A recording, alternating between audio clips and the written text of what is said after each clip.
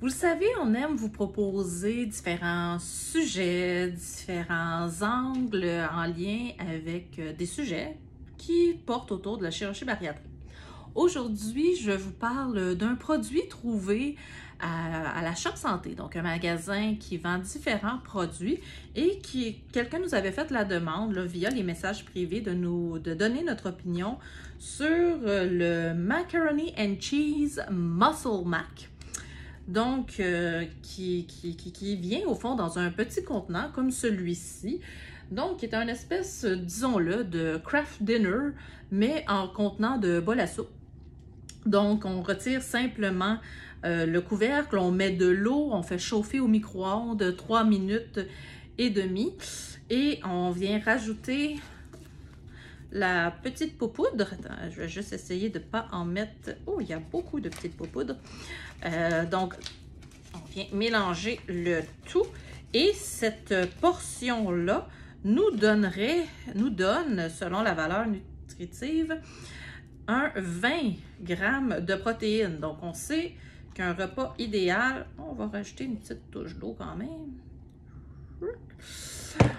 Un repas, idéalement, là, si on est capable d'aller chercher un 20 grammes de protéines par repas pour répondre à nos besoins, un 20 grammes, c'est habituellement un très beau chiffre à atteindre.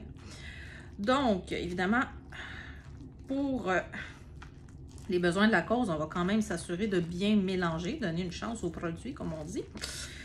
Donc, une des choses que j'ai rapidement remarqué pour le faire chauffer, c'est juste écrit en anglais. Donc, déjà là, ça ne respecte pas les lois d'étiquetage au Canada ou plus spécifiquement au Québec. Normalement, on est supposé d'avoir l'information en français et en anglais. Ce n'est pas le cas. Juste m'assurer que toute la poudre est bien mélangée. Sinon, autrement, au niveau de la valeur nutritive, pour ce contenant-là, comme je vous disais, on parle d'un 20 grammes de protéines. Quand même 57 grammes de glucides, dont 2 grammes de fibres. On pouvait s'y attendre qu'il allait avoir beaucoup de glucides, sachant qu'il s'agit de pâte, donc de pâte de blé blanche, donc 2 grammes de fibres. Franchement, pas très intéressant. Oups! Alors, j'en ai mis à terre. Je m'excuse, les copines. Je vais ramasser après. Donc, une fois mélangé, on a quand même un produit crémeux. Qui sent la protéine, on va se le dire, mais qui est quand même fort acceptable en termes d'odeur.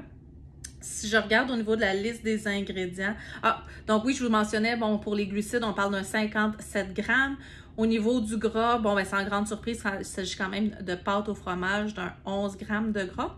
En termes de sel, quand même, alors ce contenant-là représente 40% des besoins en sel pour la journée. Donc, on parle de 920 mg. Encore là, ça reste des pâtes au fromage. Donc, on s'attendait à ce que ce soit salé.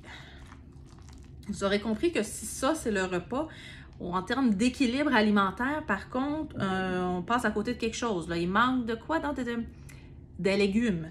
Non, les légumes ne sont pas centrales dans l'alimentation après une chirurgie bariatrique, mais demeurent tout de même importants, même s'il s'agit uniquement de 2 bouchées, ça peut être intéressant. Mais est-ce que quelqu'un qui serait pressé, qui est au niveau de la planification, est peut-être passé à côté de quelque chose, est-ce que d'avoir ça, ce produit-là, dans l'armoire pourrait être intéressant? 20 grammes de protéines, ça sonne bien, mais au-delà des protéines, il faut toujours penser à la valeur nutritive totale et le goût. Alors, test de goût.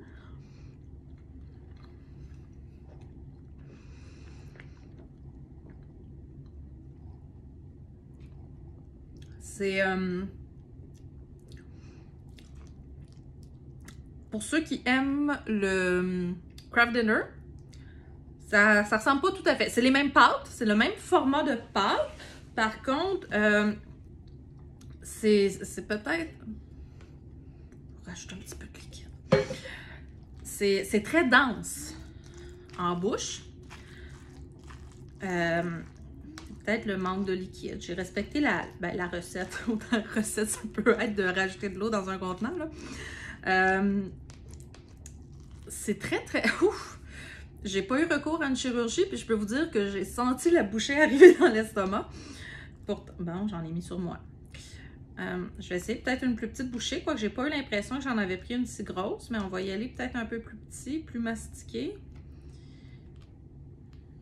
Le goût est acceptable, je dois dire, c'est loin d'être une épiphanie gustative, mais ça se tolère.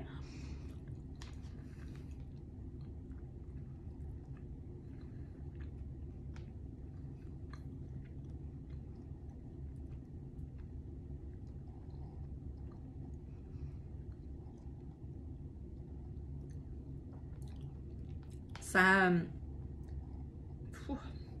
est rendu là. je peux pas vous l'expliquer, mais je sens la roche. Même si j'ai pas de bébé estomac, là, je trouve ça très... c'est pas sec parce que il y a quand même un aspect crémeux au fromage. Mais...